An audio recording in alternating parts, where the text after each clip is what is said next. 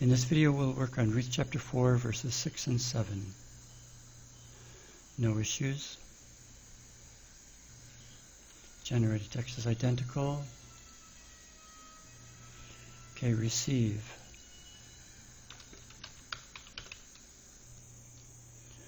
Received, has received, receiving, receives.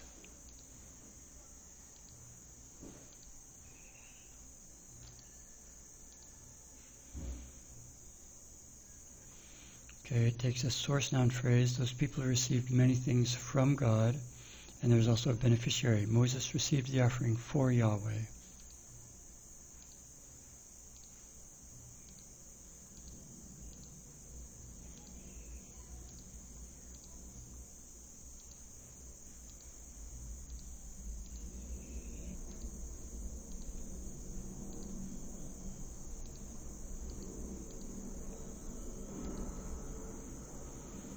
Less. We would call this a quantity adjective.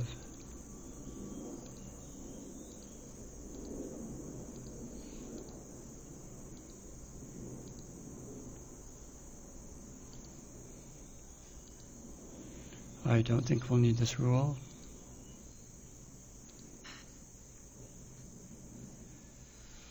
If I marry Ruth, comma, if I marry Ruth and she gives birth to a son. Okay, this is better. So we want to delete that comma. There are two if clauses in a row. And we already have a rule that deletes the second if. If I marry Ruth and if she gives birth to a son. Okay, let's find the rule that deletes the second if. So its history is passed to the preceding opening clause boundary. And we see there, if deleted by structural adjustment rule, subordinate clause is rule 1, structure 1.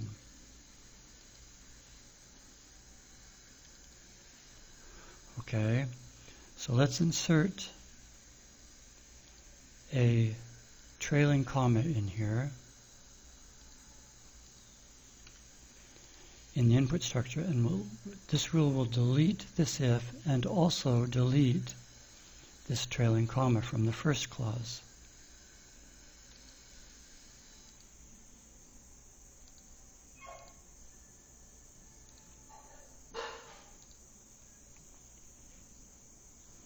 Okay, generated text is identical.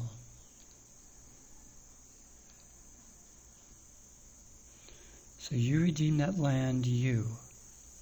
You redeem that land for yourself. Okay, redeem.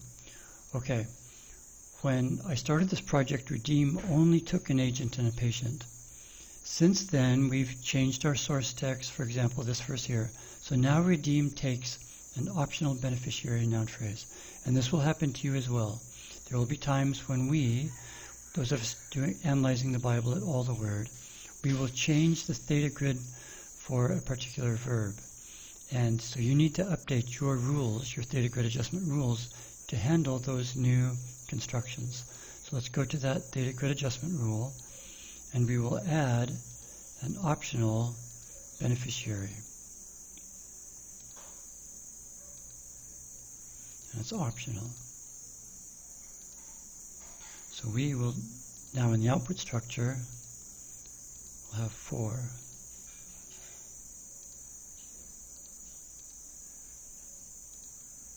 And you will occasionally need to update your theta grid adjustment rules to match. As we analyze new books of the Bible, we will modify these theta grids, and you'll need to update your theta grid adjustment rules to match that. Okay, that won't generate a pronoun for us though, but let's make sure we get the word for. So you redeem that land for you, okay, for yourself. Okay, now this verb here isn't tagged as reciprocal or reflexive. We only tag when the agent and patient are the same. Then we'll use reflexive or reciprocal. But you may remember that we have a rule up here. Here, identify reflexive pronouns. And we've modified this once because we had to supply this capital R.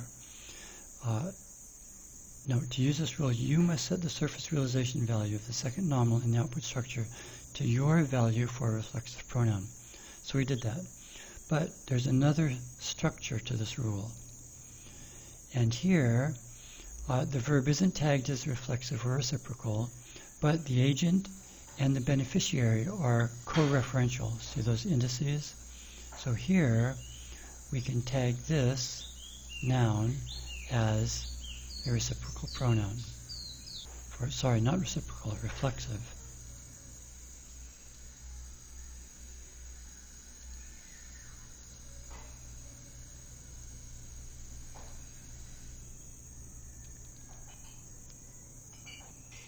Generated text is identical. No issues. Generated text is identical. That's the last sentence.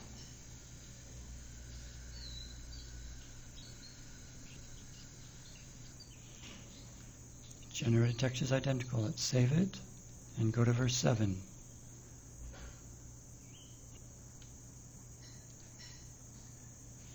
Comment begin. Usually we link this to an opening parenthesis, like that.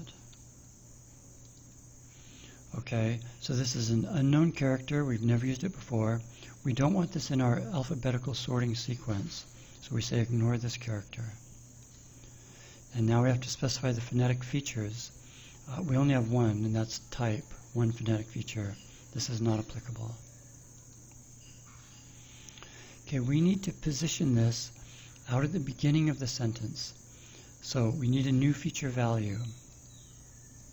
Let's say opening parenthesis.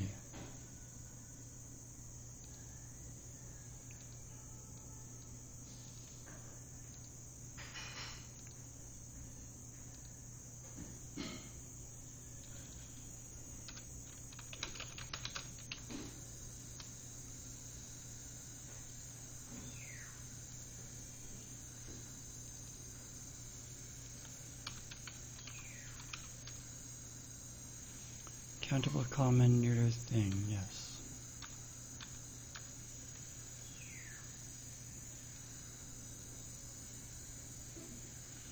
In those days, the people who lived in Israel had a custom. Okay, here, inserted at end by phrase structure rule for clauses. So let's go update our phrase structure rule for clauses. And we'll want it in here, clause labels. We would never put an implicit sentence in parentheses, but if that case arises someday, we would want our parenthesis to follow this. So let's put it in here. Okay, this is a particle, opening parenthesis.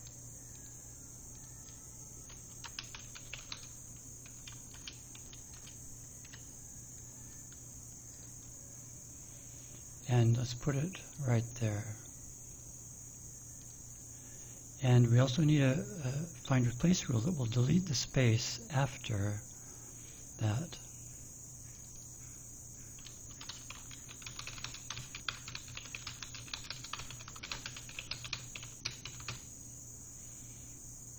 So no leading space. We'll have an opening parenthesis and a space. Then we'll have just an opening parenthesis.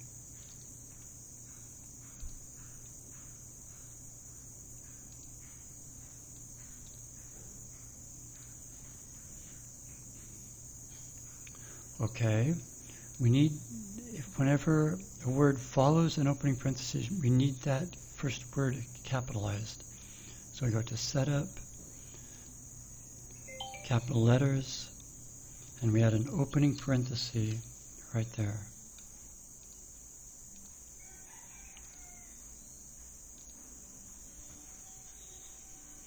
Generated text is identical. Okay, sandal.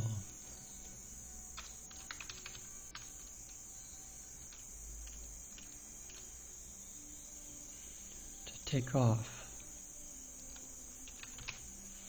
And take off will be a modifier that gets moved into the object and noun phrase.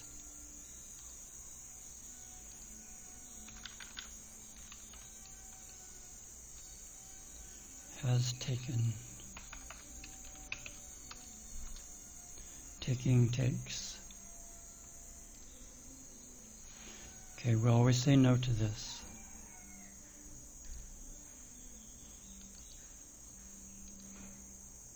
I don't think we'll need this rule.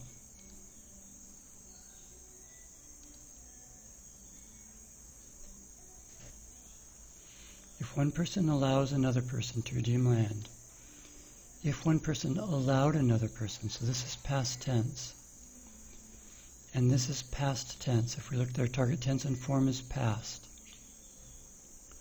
This was, allows was selected by layer 4, row 2. Let's go look there.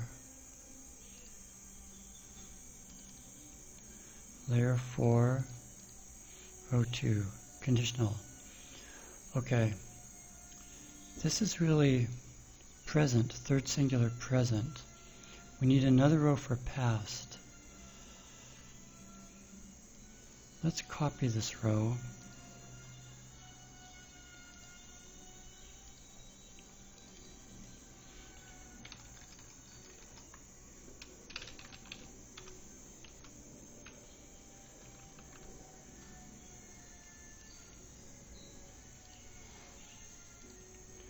Okay, we no longer care about third singular, but we want it to be past tense.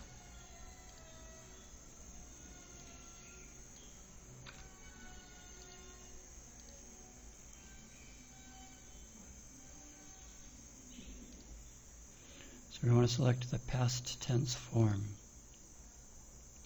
And this really should be present third singular.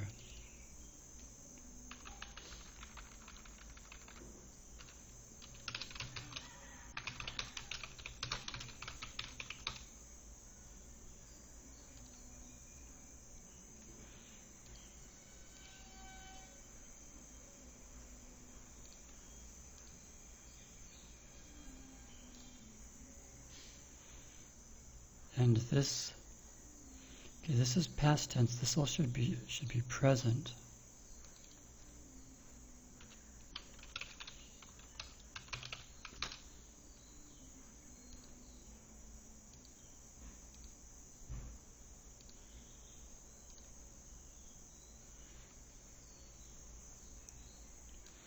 And here we'll just use the stem. For example, if I read that book.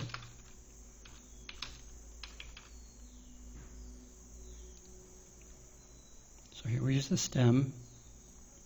Third singular present, we use the third singular present form. Past, we use the past tense form.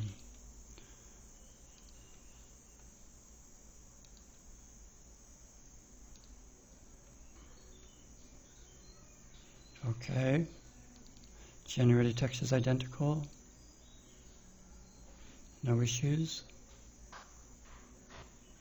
And that person gave that sandal, and he gave that sandal. That's fine. Okay, comment end. This will be a closing parenthesis. And again, we'll say ignore this character. And not applicable. Okay, we want to position this at the very end of the sentence, so we again need to add a new value.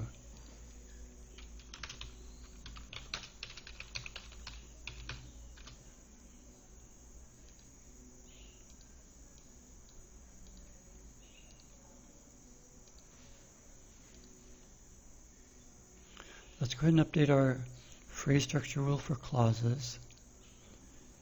And we'll position that closing parenthesis just before this closing implicit marker. So this will be a particle, closing parenthesis.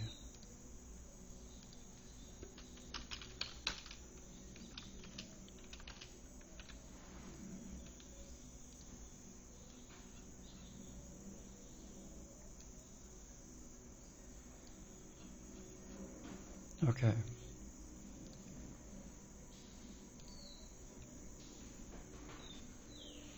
Okay, we need to delete the space before a closing parenthesis.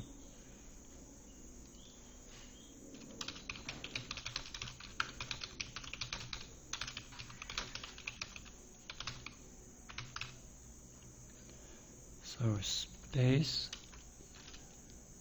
and then no space.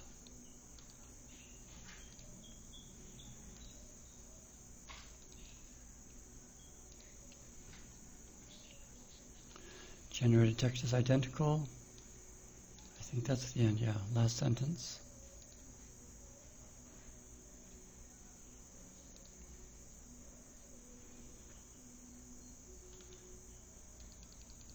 Generated text is identical. Let's save it. And it's now time to regenerate all of our text up through with force 7.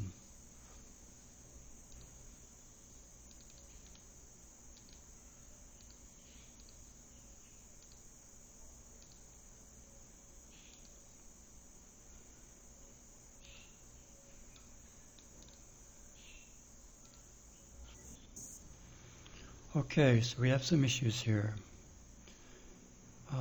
If.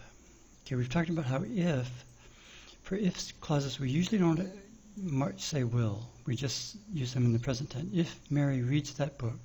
Yeah, if Mary reads that book. They are future tense, or they can be. But if they are future tense, we just mark it as present. If John eats a fish, or Peter will read a book. Okay. If that man kills me, but if I kill that man, okay, so these are all related to if. If that man will want to become your kinsman, redeemer. If I'll marry Ruth, then she will give birth. Okay, they're all related to if. So let's go back.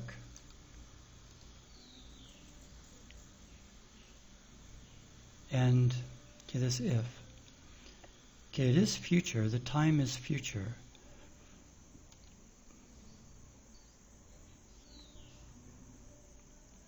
Okay, so target tense and form is future. But for if clauses, we just don't do that. We usually say, treat them as if they're in the present. And you may remember in our tense aspect mood rules, down here, we already have some clauses that are like this, temporal until. If it's future, we treat it as present. Let's add another row. If it's future, and it's if condition A, then treat it as present.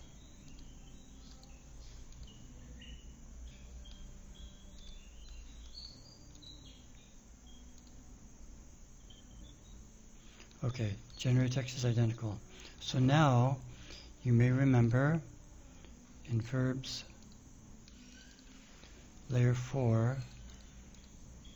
Okay, so now these are being handled here. Present tense.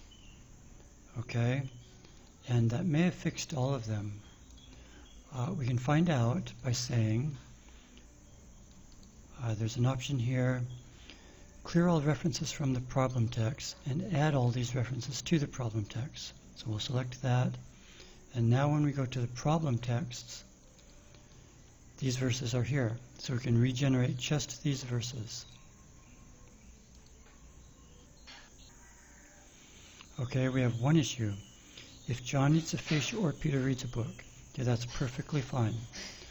We added a rule that deletes that comma. So let's save this. And we're ready to work on the next verse.